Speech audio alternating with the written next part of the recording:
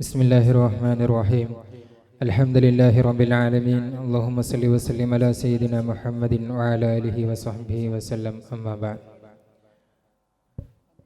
2018 Amazon അവരുടെ റിക്രൂട്ട്മെൻറ്റിന് വേണ്ടി കൊണ്ട് ഒരു AI സ്ട്രൈക്ക് ചെയ്യുന്നുണ്ട്.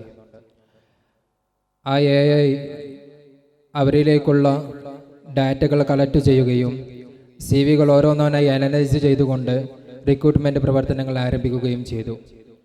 എന്നാൽ ഈ റിക്രൂട്ട്മെൻറ്റുകളെല്ലാം എടുത്ത് ആമസോൺ കമ്പനി പരിശോധിച്ച് നോക്കുമ്പോൾ അതിലേറ്റവും കുറവുള്ളത് സ്ത്രീകളാണെന്നും കൂടുതൽ റിക്രൂട്ട്മെൻറ്റ് വന്നിട്ടുള്ളത് പുരുഷന്മാരിൽ നിന്നാണ് എന്ന് മനസ്സിലാക്കുകയും ചെയ്യുകയാണ്.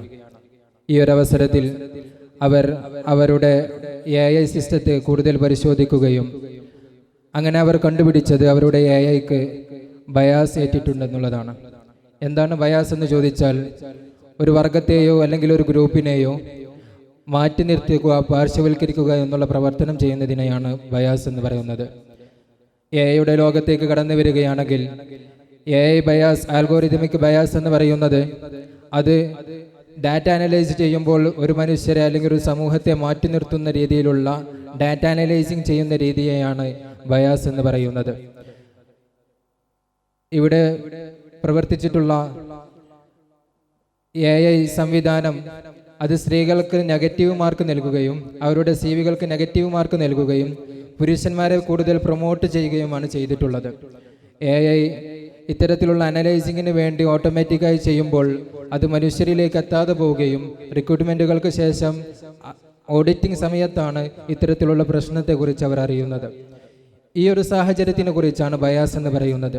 ഈ ഒരു ബയാസ് വെറുമൊരു റിക്രൂട്ട്മെൻറ്റ് പ്രവർത്തനങ്ങളിൽ മാത്രമല്ല നമുക്ക് കാണാൻ കഴിയുന്നത്.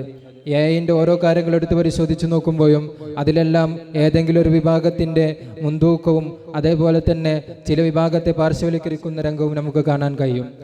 ചരിത്രപരമായി കൊണ്ടുള്ള മുന്നേറ്റങ്ങൾ ഇന്ന് ലോകത്ത് സംഭവിക്കുമ്പോഴും പണ്ടുകാലങ്ങളിൽ നടന്നിട്ടുള്ള ചരിത്രപരമായി കൊണ്ടുള്ള പ്രവർത്തനങ്ങളെക്കുറിച്ച് അനലൈസ് ചെയ്യുന്നത് അത് പണ്ടത്തെ ആളുകൾ എഴുതി വെച്ചിട്ടുള്ള ബുക്കുകളിൽ നിന്നാണ്.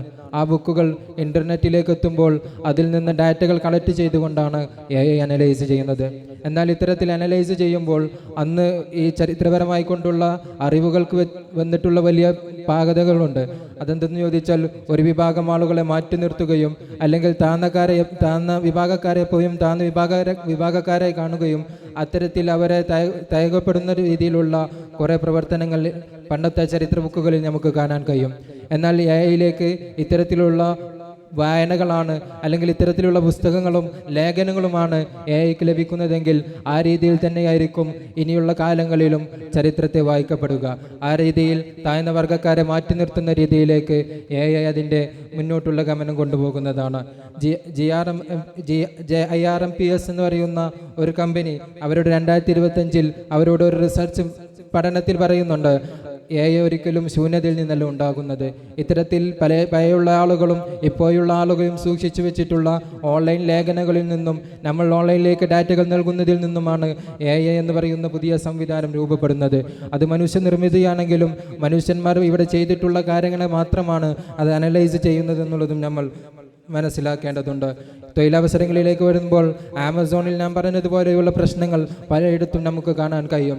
പുരുഷന്മാർക്ക് കൂടുതൽ പോയിന്റ് നൽകുന്നതിലും സ്ത്രീകളെ മാറ്റി നിർത്തുന്നതിലും തൊഴിലവസരങ്ങളിലേക്ക് സ്ത്രീകളുടെ പ്രവേശനത്തെ ചോദ്യം ചെയ്യുന്ന രീതിയിലേക്ക് AI റിക്രൂട്ട്മെൻറ്റുകളുടെ പ്രശ്നങ്ങൾ നമുക്ക് മുന്നിലുണ്ട്. അതുപോലെ തന്നെയാണ് കുറ്റാന്വേഷണങ്ങൾക്ക് വേണ്ടി AI ഉപയോഗിക്കുന്നതും. അമേരിക്ക പോലെയുള്ള രാജ്യങ്ങളിൽ, US പോലെയുള്ള രാജ്യങ്ങളിൽ ഇത്തരത്തിലുള്ള AI സംവിധാനങ്ങൾ വെച്ചുകൊണ്ട് കുറ്റാന്വേഷണങ്ങൾ നടത്താറുണ്ട്.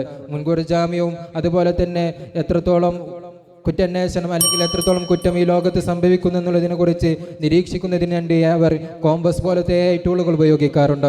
അത് വെച്ചുകൊണ്ട് അവർ ചെയ്യുമ്പോൾ കറുത്ത വർഗ്ഗക്കാരെന്ന് പറയുന്നത് പഴയുള്ളവരുടെ FIR ഫയലുകളിലുമെല്ലാം കുറ്റങ്ങൾ ചെയ്യുന്നവരാണ്. അവരൊന്നും കുറ്റങ്ങൾ ചെയ്യുന്നവരായിക്കൊണ്ട് തന്നെ AI നിരീക്ഷിക്കപ്പെടുകയും അവർക്ക് വേണ്ട പ്രവർത്തനങ്ങൾ ചെയ്യുന്നതിന് വേണ്ടി ആ പോലീസുകാരെ കൂടുതൽ പ്രചോദനം നൽകുകയും ചെയ്യും. അതുകൊണ്ട് എല്ലാ കാലത്തും കറുത്ത വർഗ്ഗക്കാർ കുറ്റക്കാരാണെന്നുള്ള രീതിയിലേക്ക് AI ആൽഗോരിതം മാറിക്കപ്പെട്ടിട്ടുണ്ട്. സാമ്പത്തിക വിനിയോഗത്തിലും ഇത്തരത്തിലുള്ള പ്രശ്നങ്ങൾ നമുക്ക് കാണാൻ കഴിയുന്നതാണ്. ആപ്പിൾ ക്രെഡിറ്റ് കാർഡ് ഏറ്റവും കൂടുതൽ നൽകുന്നത് പുരുഷന്മാർക്കെന്നുള്ള ഒരു വിവേചനമായി കൊണ്ടുള്ള കാര്യം ഇതിനു മുന്നേ ഇവിടെ വന്നിട്ടുണ്ട്.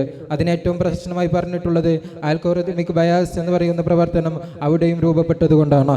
ഇതൊരു ടെക്നിക്കൽ എറർ മാത്രമല്ല, സാമൂഹിക നീതിയുടെ ചോദ്യം ചെയ്യൽ കൂടിയാണ് ഇത്തരത്തിലുള്ള ആൽഗോറിതമിക് ബയാസ് ഇവിടെ രൂപപ്പെടുന്നത്. അതുകൊണ്ട് ഓഡിറ്റിംഗ് ചെയ്തുകൊണ്ടും അതുപോലെ തന്നെ വിവിധ തരത്തിൽ നിന്നുള്ള ഒരു ഡൈവേഴ്സിറ്റി, AI കാലത്ത് AI റിക്രൂട്ട്മെന്റ് ചെയ്യുന്ന ഡാറ്റകളുടെ കാര്യത്തിൽ വിവിധ തലത്തിൽ നിന്നുള്ള പഠനങ്ങളും ഡാറ്റകളും അതിലേക്ക് നൽകിക്കൊണ്ട് അത് എല്ലാവരെയും തൊട്ടിണങ്ങിക്കൊണ്ടുള്ള ഒരു കാര്യം മുൻകൂട്ടി കാണാതെ പുതിയ പുതിയ കാര്യങ്ങളിലേക്ക് ആളുകളെ എത്തിക്കുന്നതിൻ്റെ രീതിയിലേക്ക് മാറണമെന്ന് പറഞ്ഞുകൊണ്ട് വാക്കുകൾ ഉപസംഹരിക്കുന്നു. വാഹൃദാന അൽഹംദുലില്ലാഹി റബ്ബിൽ ആലമീൻ. അസ്സലാമു അലൈക്കും വറഹ്മത്തുള്ളാഹി.